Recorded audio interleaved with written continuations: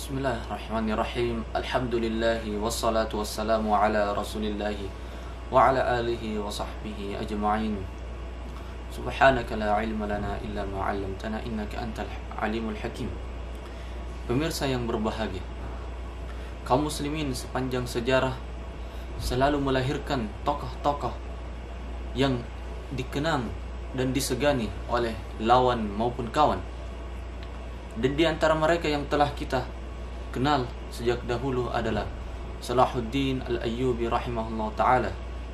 Beliau bernama Yusuf bin Najmuddin Ayyub rahimahullah ta'ala.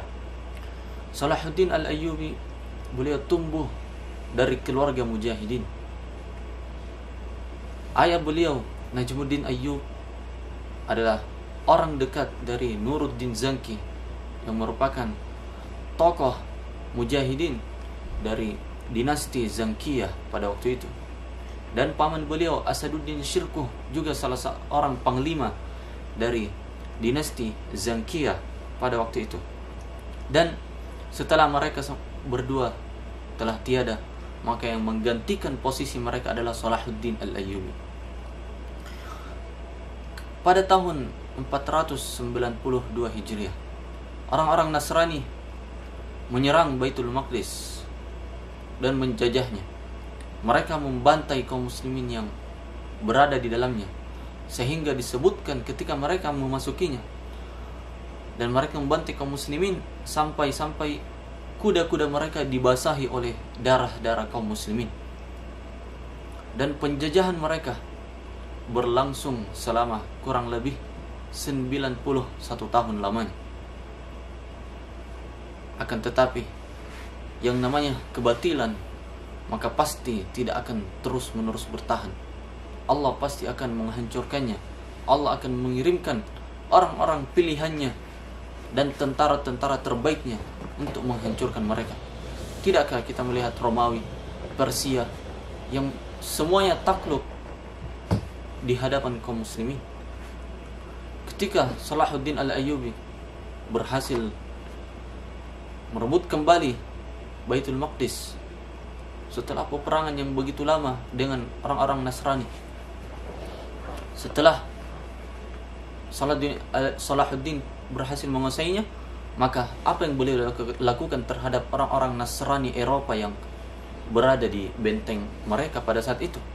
Apakah beliau membantai mereka semuanya, menyembelih mereka semuanya sebagaimana yang mereka lakukan dahulu terhadap kaum muslimin?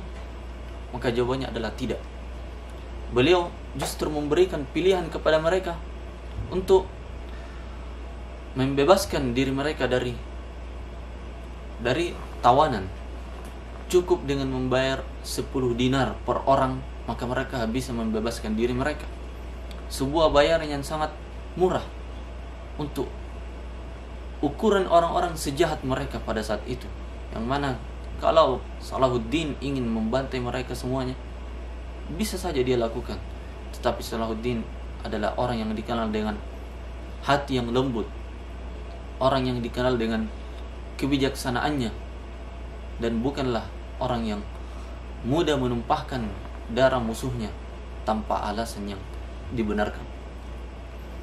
Ketika Salahuddin telah menguasai Baitul Maqdis, akhirnya Baitul Maqdis berada di genggaman kaum muslimin hingga berabad-abad setelahnya. Hingga kemudian pada masa Perang Dunia I, Inggris menguasai Baitul Maqdis, Palestina secara umum, Prancis menguasai Suriah, dan negara-negara Eropa yang lainnya membagi dan menguasai negeri-negeri kaum muslimin. Dan Inggris memberikan pintu lebar untuk orang-orang Yahudi untuk berhijrah masuk ke dalam Palestina dan mendirikan negara di dalamnya pada tahun 1948.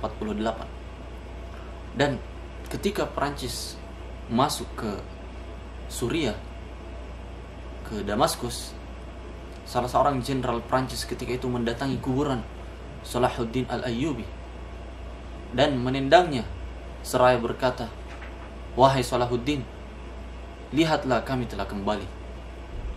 Coba bayangkan wahai kaum muslimin, bagaimana mereka Orang-orang kafir itu, mereka mempelajari sejarah mereka pada masa perang salib. Mereka tahu sejarah mereka. Tentu kita sebagai anak-anak kaum muslimin, pemuda kaum muslimin, tentu lebih harus tahu lagi sejarah kegemilangan kita. Jangan sampai kita menjadi orang-orang yang masa bodoh terhadap sejarah emas yang dimiliki oleh nenek moyangnya, yang dimiliki oleh para pendahulunya. Karena sesungguhnya dengan mempelajari sejarah mereka, kita bisa memetik pelajaran dari apa yang mereka lakukan. Kita melakukan apa yang seperti mereka lakukan. Karena sejarah adalah hal yang selalu terulang. Hal yang selalu terulang. Jika musuh mendatangi negeri kaum muslimin, maka hanya satu cara untuk mengusir mereka, yaitu berjihad fi sabilillah. Dan begitulah sejarah terus berulang. Di mana ada negeri kaum muslimin yang dijajah, dikuasai, maka satu-satunya cara untuk mengusir musuh-musuh tersebut adalah dengan berjihad. Bukankah negeri kita, Indonesia juga merdeka melalui jihad yang panjang, melalui peperangan yang sangat panjang. Banyak darah para syuhada yang ditumpahkan, dan banyak ulama yang ikut andil dalam hal ini. Maka dari itu, wahai saudaraku, kajilah sejarah-sejarah gemilang kaum muslimin, dan ajarkanlah anak-anak kita, pemuda-pemuda kita, agar mereka tahu bahwasanya mereka bukanlah bangsa yang lemah. Mereka bukanlah bangsa yang selalu pasrah dengan penjajahan, dan bukanlah bangsa yang hina, tetapi mereka adalah bangsa yang kuat, bangsa yang disegani selama berabad-abad. Semoga bermanfaat. Wallahu ta'ala a'lam. Wa sallallahu ala nabina Muhammad wa ala alihi wa sahbihi wasallam. Wassalamualaikum warahmatullahi wabarakatuh.